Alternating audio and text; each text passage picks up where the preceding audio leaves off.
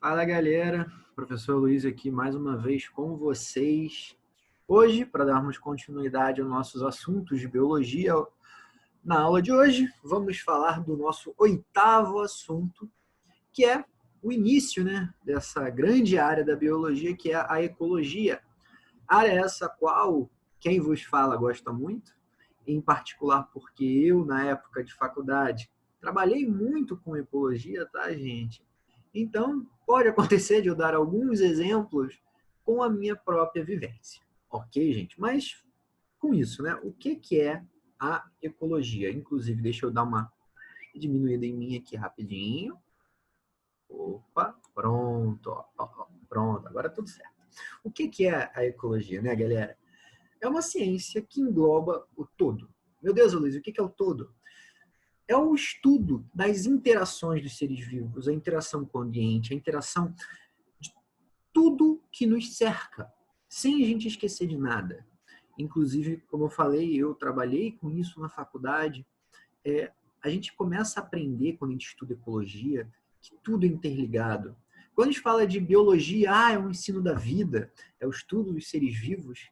Cara, se a gente começar a pensar, é muito além. As interações entre os seres, a interação do meio, de tudo que nos cerca, íons, átomos, moléculas, substâncias, tudo que nos cerca tem uma influência. O ambiente como um todo tem uma influência em cada ser vivo. Cada ser vivo tem uma influência sobre o ambiente. É uma troca constante.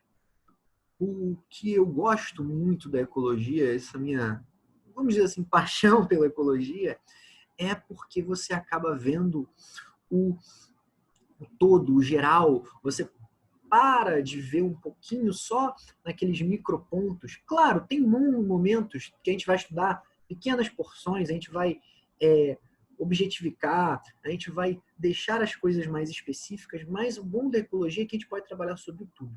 E o que é esse tudo, Primeiro, os conceitos básicos da ecologia. O primeiro conceito que a gente vai aprender são os fatores bióticos e fatores abióticos. Que seriam o quê? O que seria isso, São os componentes vivos e os, entre aspas, não vivos de um ecossistema.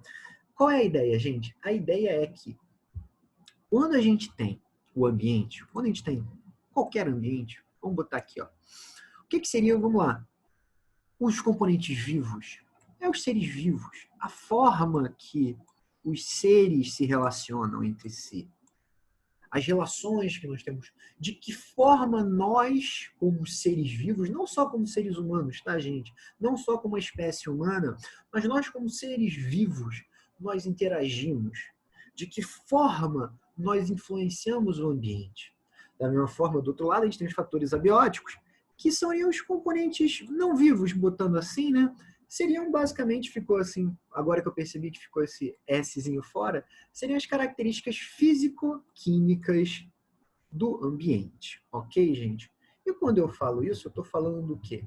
De que eu estou falando, Vamos botar assim, eu estou falando em seres vivos como um todo. Percebo, botei na minha figurinha. Botei o ser humano? Botei. Agora, animais, vegetais, fungos, algo que eu não botei aí, micro-organismos, protozoários, bactérias, tudo isso tem uma influência em termos bióticos.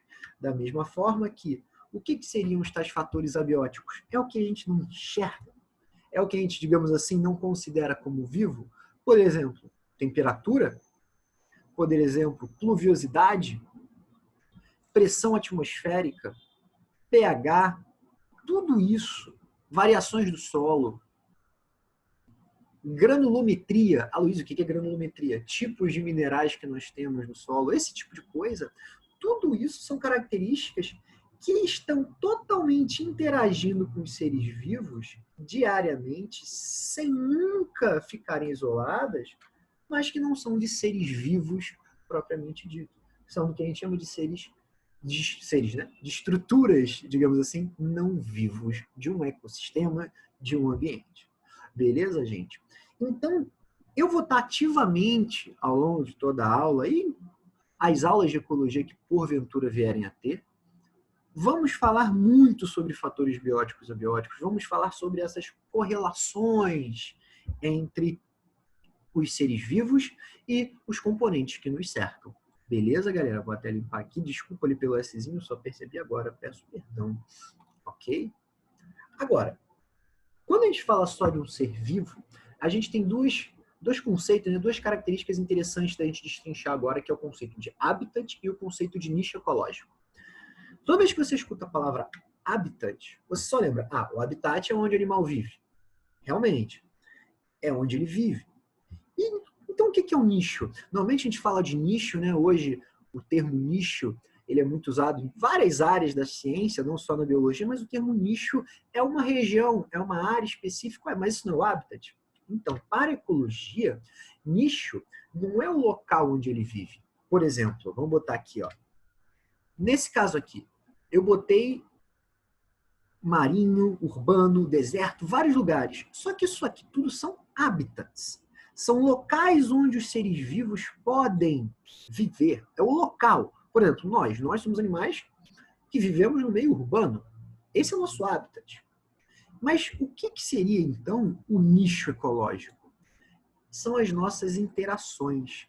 É o que nós fazemos no meio. No caso, vamos botar do ser humano, nossa atividade, nosso trabalho, nossos hábitos, onde nós fazemos nossas coisas. Vamos para o meio ambiente, vamos para um ser vivo. Vamos botar um ambiente aquático. Onde esse animal se esconde? Qual é o ato dele? Onde ele se alimenta? Qual é o nicho dele de alimentar? Seus rituais de acasalamento? Seus rituais de predação? Toda a vida do animal, o que ele realiza no meio é o seu nicho ecológico, ok? Inclusive eu tinha um grande colega, professor amigo meu, que ele falava, né? O habitat é a casa do animal, do indivíduo, né, do ser vivo, enquanto o nicho ecológico é o seu trabalho. É o papel, digamos assim, que ele está localizado naquele ambiente, ok? Tanto que o habitat é só o lugar que ele vive. Às vezes ele vive num lugar, mas o nicho ecológico do ser vivo é outro, porque ele caça em outra região, ok? Porque ele acaba tendo outras funções, não exclusivamente no local que ele vive. Beleza? Então esse é um conceito muito interessante. Tranquilo, galera? Com isso, nós vamos dando continuidade aqui, ó. Nós chegamos num conceito de níveis de organização. Provavelmente vocês já conhecem isso, já ouviram isso, mas eu vou só fazer um recap para a gente não esquecer. O que são esses níveis de organização, né, galera? É organizar sempre do ponto de vista micro em direção ao macro, do mais simples ao mais complexo. Como é que a gente faz isso? Os mais simples, né? Átomo, conjunto de átomos, nós temos uma molécula. Os moléculas, a gente tem o que eles chamam de organelas. Juntando isso, nós temos a célula, que é a menor unidade de um ser vivo, beleza? O conjunto de células tem um tecido, o conjunto de tecidos um órgão, que o conjunto de órgãos gera um sistema. Eu juntar vários sistemas, eu tenho um indivíduo. Escolhi aqui o lobo-guará, um integrante do nosso cerrado brasileiro, tá? Vamos valorizar a nossa querida fauna, beleza? Só que até aí, beleza. Tranquilo, já escutei isso algumas vezes. Agora vamos falar do ponto de vista ecológico. Quando eu junto vários indivíduos de uma mesma espécie, ou seja, botando aqui vários lobos-guarais juntos, eu tenho uma população de lobos-guarais nessa região. Então a população é o conjunto de indivíduos de uma mesma espécie. O que seria então a minha comunidade?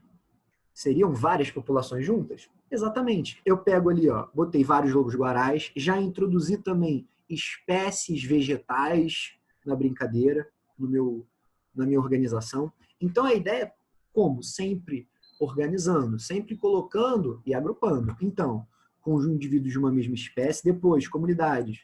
Eu tenho conjunto de indivíduos de espécies diferentes, até que eu chego em ecossistema, que o ecossistema, eu já tenho indivíduos de espécies diferentes convivendo. Então, o que a gente vai levar em conta aqui?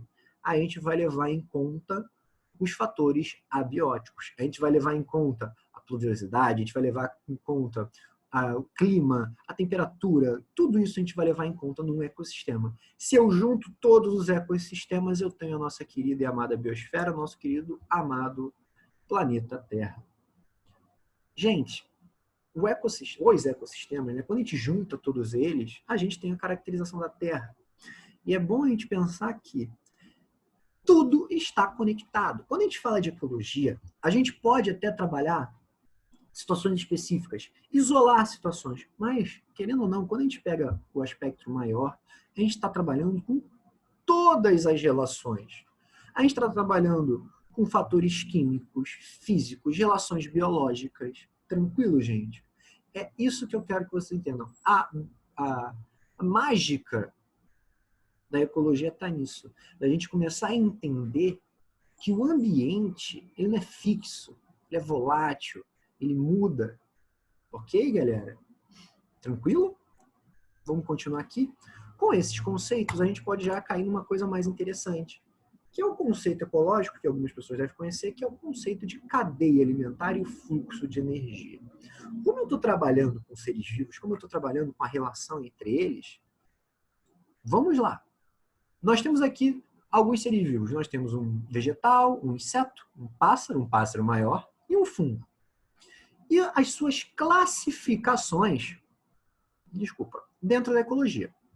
O que seria um ser vivo produtor? É um indivíduo que consegue pegar uma energia, por exemplo, a energia luminosa, e transformar numa energia orgânica, transformar em alimento. A matéria orgânica, a glicose, se você preferir, é a nossa fonte de energia. Então, o produtor é aquele cara que consegue pegar aquela energia que está em estado luminoso e transformar em orgânica. Perceba, ele produziu o alimento, ele produziu a matéria orgânica? Ele fez isso. Mas ele só pegou a energia que estava no estado de luz, luminoso, e gerou o alimento. Ele não gerou a energia do nada. A energia foi transformada de um estado físico luminoso para um estado físico orgânico. Beleza, gente? Então, o que vai acontecer? A partir daí, o que vai acontecendo? O produtor vai ser consumido, né, por um consumidor primário. O nome já diz tudo. Ok, galera? Agora, ele vai passar para frente toda a sua energia? Infelizmente não. Por quê? Ele não produziu o alimento? Ele não produziu a sua energia? Produziu. Então, o que acontece? Parte da energia que ele gerou, parte dessa matéria orgânica, ele vai consumir.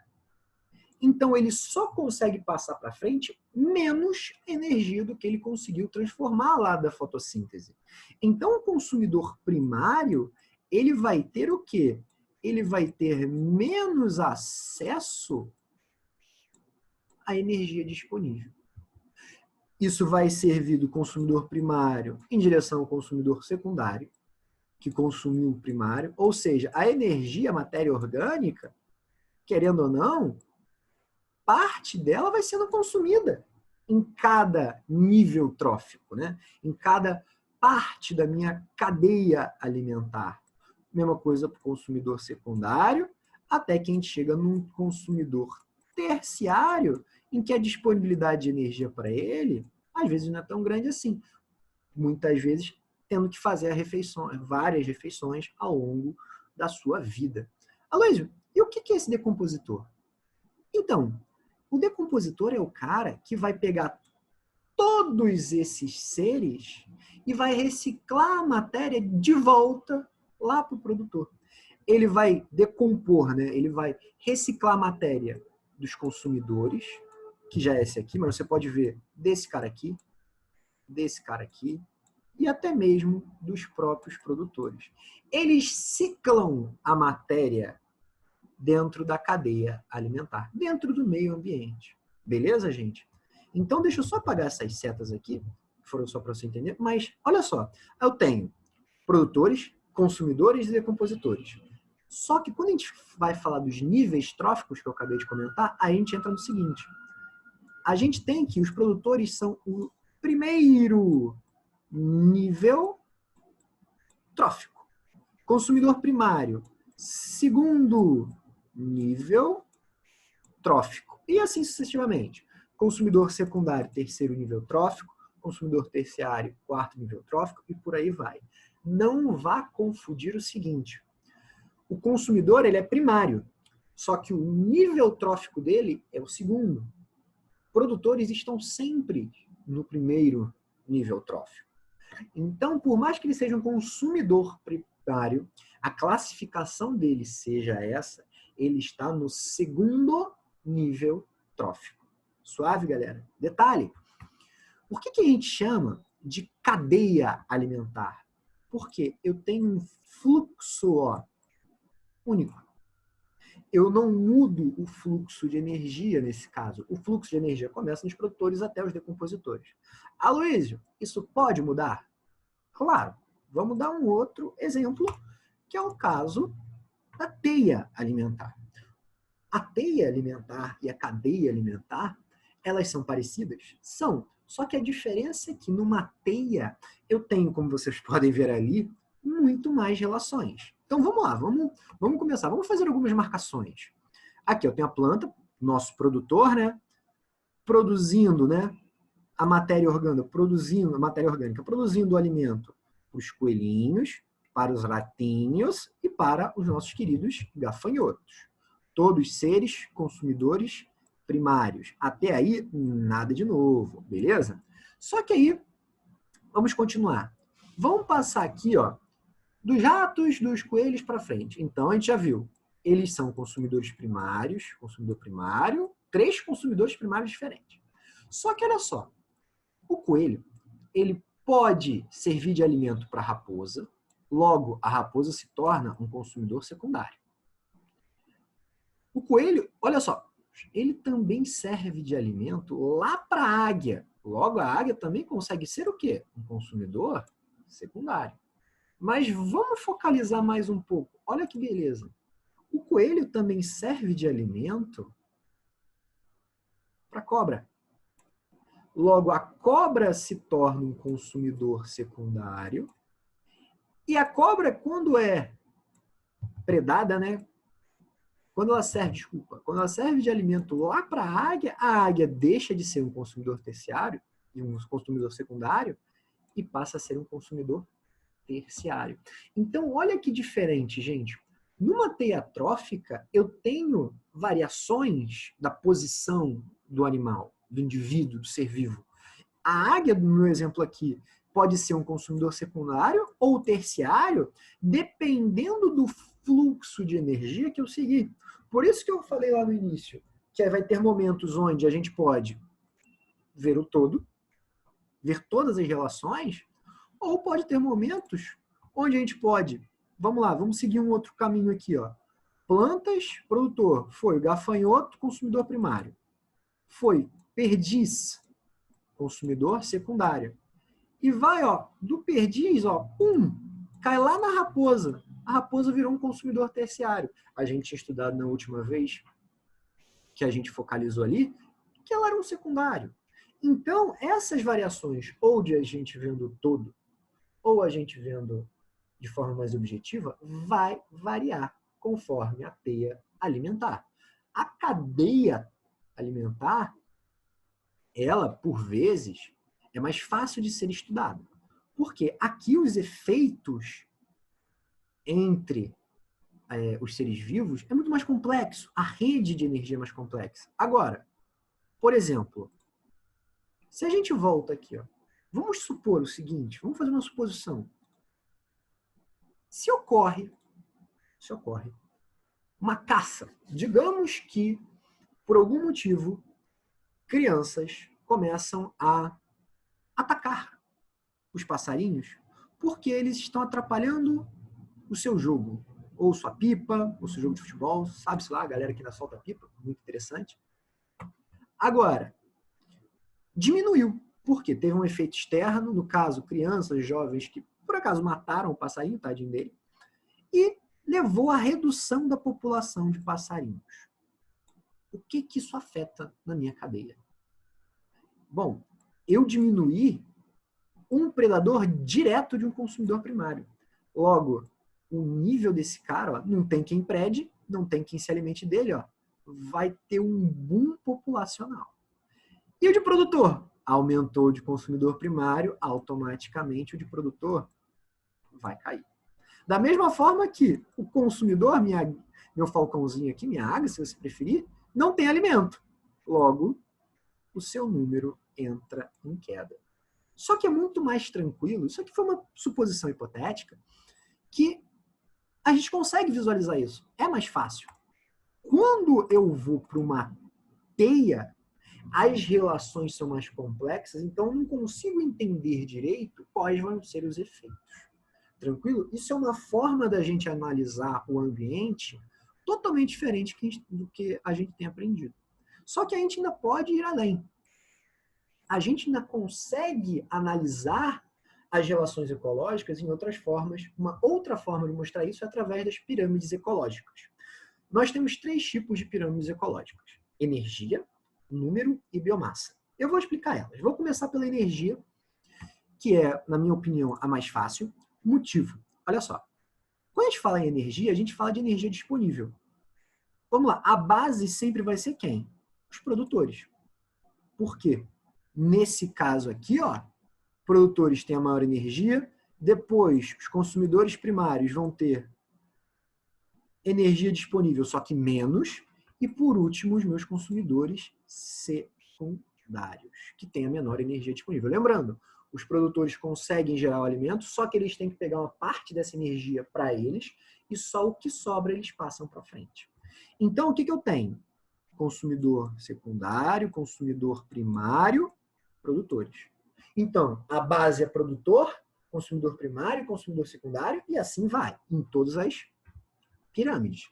Só que nesse caso, aqui em específico, a energia sempre vai ser menor no próximo nível trófico. Eu não vou ter um nível trófico onde a energia disponível no próximo nível será maior. Então, a minha base sempre será mais larga. Então, ela é um tipo de pirâmide que ela não aceita inversão. Ela só pode ser uma pirâmide regular. Ela não aceita inversões de forma alguma. Enquanto que, por exemplo, vamos aqui um outro detalhe. Número. Uma pirâmide de número. Eu não falo de energia, eu só falo de número total de indivíduos. Olha como muda. Normalmente, o que a gente tem? Mais produtores, depois consumidores primários e, por último, os consumidores secundários. Você consegue visualizar isso? Eu preciso de mais pessoas, mais seres gerando alimento e, conforme isso vai aumentando de complexidade de nível, o número de indivíduos vai diminuindo. Continua sendo o quê? Produtor, consumidor primário, consumidor secundário. Só que eu estou falando só de números físicos, a unidade do ser vivo. Aqui eu dei outro exemplo. Árvore. Eu não falei mais de grama, falei de árvore. Um ser muito maior, com uma capacidade de produzir muito mais alimento, um ser sozinho. Só que esse um ser sozinho consegue compor dentro dele, consegue disponibilizar mais energia para um número maior de indivíduos. Em questão de número de indivíduos. Perceba, eu não estou falando de energia, estou falando de número de indivíduos. Então, por exemplo, continua sendo produtor? Continua tendo um consumidor primário? Sim. Só que eu tenho uma árvore que é um ser muito maior, muito mais complexo, que consegue suportar 200, 100, botando a proporção, 2 árvores, 200 lagartas, 100 para cada. Então, consegue suportar ali as 100 lagartas. Óbvio que a energia que a árvore está passando para essas lagartas é menor do que a que ela gerou, do que aquela gerou de alimento. Tranquilo? Porém, em questão de número de indivíduos, eu tenho muito mais lagartas do que a árvore. Logo, uma pirâmide de número, você pode fazer o quê? Ela aceita, ela é permitida, você consegue ter casos de uma pirâmide invertida. Eu tenho casos de inversão de pirâmides. Beleza, gente? Aqui eu dei um exemplo, mas tem vários que podem acontecer. Suave, pessoal, na paz. E por último, mas não menos importante, longe disso, tivemos pirâmide de energia sempre regular, A base sempre mais larga, disponibilidade de energia para o próximo nível sempre menor. Número aceita inversões, logo a pirâmide ela fica uma loucura. Agora, nosso último casinho aqui, ó. Opa! Que é o caso da biomassa. O que é biomassa? Vamos botar assim, vamos resumir, que seria meio que o peso do indivíduo. Em alguns lugares você vê o peso seco do indivíduo, que é a sua parte biológica, a sua parte orgânica do indivíduo. Mas, para agora, vamos trabalhar só com peso, mas para a gente ter uma noção. Biomassa seria isso. Normalmente, o que acontece, né? A gente tem o quê? Esse peso, né? Esse peso seco, por assim dizer, e que 1 tonelada de feno é capaz de suportar 250 quilos de bezerros, que só tem essa quantidade para 80 quilos de ser humano. Essa questão de biomassa, gente, ainda gera algumas dúvidas, mas a questão normalmente é desse peso seco. E normalmente ela não aceita inversões, porque em termos de biomassa, eu vou ter muito mais massa, vamos lá, por exemplo, da árvore, né, que as pessoas iam invertir. A árvore ela tem muito mais biomassa do que 200 lagartas, se você tirar tudo. A massa dela, a biomassa dela é muito maior. Então, dificilmente eu tenho uma inversão. Eu tenho um caso em que eu tenho inversão. E é esse caso que você vai ter que ficar ligado na pirâmide de biomassa, que é de uma cadeia alimentar, né, aquática, que é o caso de fitoplâncton e zooplâncton. Fitoplâncton normalmente é a nossa base. Fitoplâncton é o ser planctônico, né, que gera, né, a energia, que gera o alimento no ambiente aquático, e o zooplâncton é o que se alimenta do fitoplâncton. Então, a gente tem produtor e um consumidor primário. Não tem nada de novo. Só que o que acontece? Às vezes, ocorre um consumo muito rápido do zooplâncton consumindo o fitoplâncton. O zooplâncton acaba, em determinado momento, consumindo o fitoplâncton demais. Ele consome tanto, ele se reproduz tanto, que eu tenho uma pequena inversão na biomassa daquele ambiente. Só que, meu Deus, a luz inverteu. Não se assusta. O fitoplâncton vai entrar em desequilíbrio. O fitoplâncton ele vai conseguir se reproduzir tão rápido, ou às vezes até mais rápido, do que esse pequeno momento em que o zooplâncton consumiu demais. E nessa alta taxa reprodutiva, o fitoplâncton volta a ter mais peso. Então, essa inversão, ela vai e volta, dependendo do momento, dependendo da época do ano, dependendo da região. O fitoplâncton e o zooplâncton têm essas variações de biomassa.